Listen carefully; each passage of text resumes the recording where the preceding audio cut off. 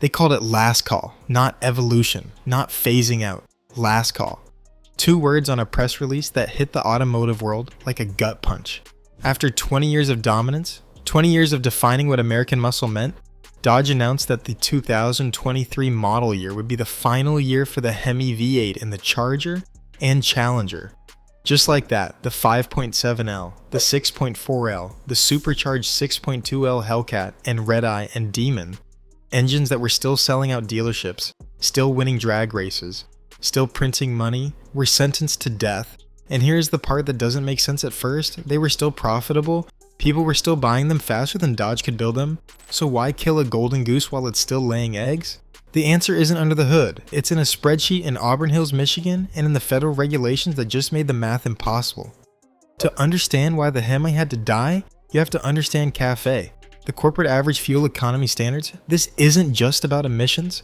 This is about the federal government mandating that every automaker's entire fleet of vehicles average a specific miles per gallon figure. And in 2023, that target got brutal. For years, Dodge had been playing a shell game. They'd sell a few thousand efficient Compass SUVs to offset the gas-guzzling Chargers. They'd move Pacifica hybrids to balance out the 797 horsepower Hellcat Red Eyes. But the gap became a canyon. The Hemi, in its final form, was an ancient architecture, pushrod, port-injected, massive displacement. It was designed in the late 1990s for power, not efficiency.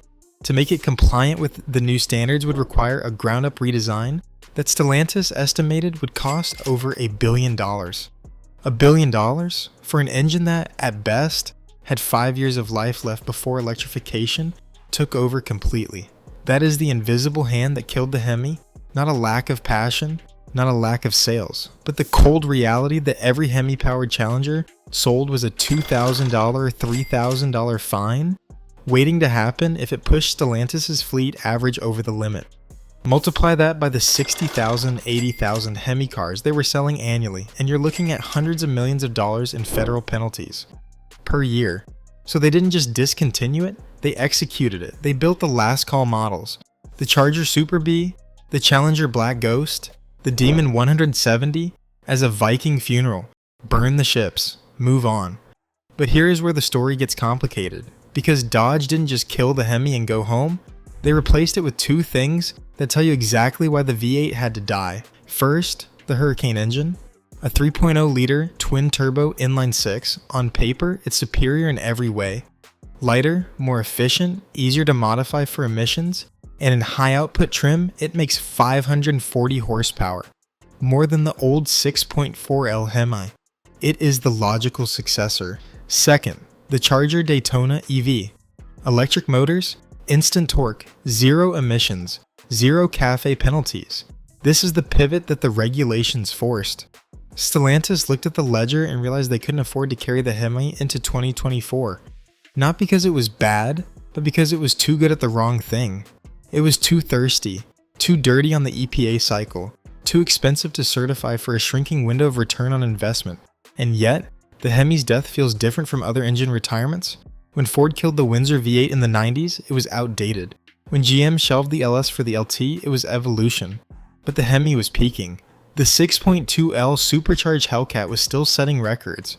The Demon 170 ran the quarter mile in 8.9 seconds on drag radials, faster than a Bugatti Veyron from 15 years ago. This engine wasn't dying of old age, it was assassinated by compliance. That is why the fanbase revolted. Not because they hate progress, but because this felt like premature burial. The Hemi wasn't just an engine, it was a sensory experience. The lope of the camshaft at idle. The supercharger whine that sounded like a mechanical scream. The way the cars shook at a stoplight like a caffeinated bull. You cannot synthesize that with speakers. You cannot replicate it with turbochargers.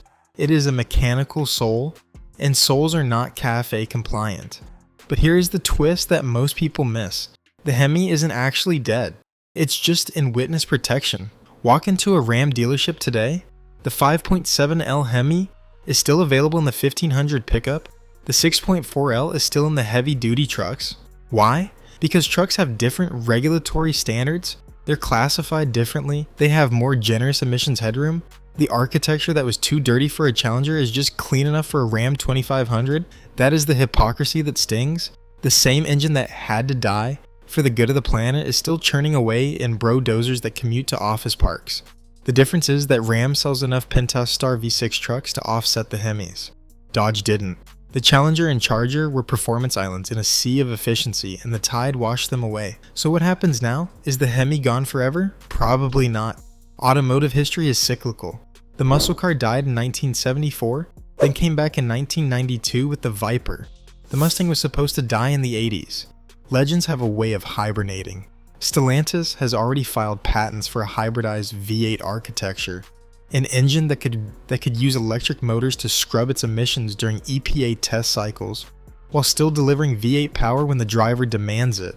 If that technology matures, if the regulations relax even slightly, or if there is enough market demand, the Hemi could return as a low-volume specialty engine, a halo product. The Corvette still has a V8, the Mustang still has a V8.